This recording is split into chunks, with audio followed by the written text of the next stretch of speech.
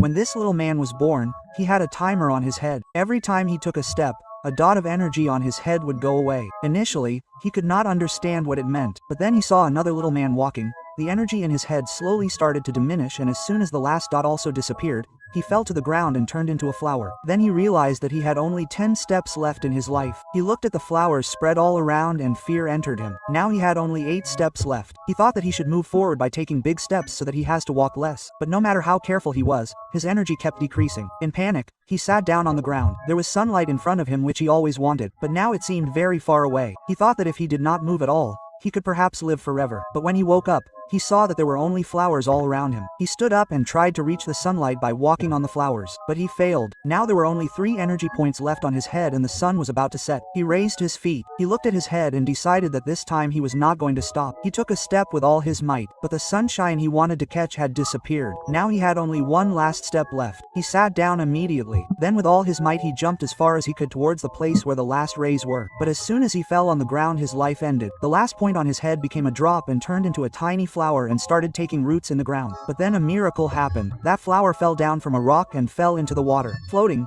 it again started flowing in the direction of the light. In this way he was able to find the sunshine again and his new life began.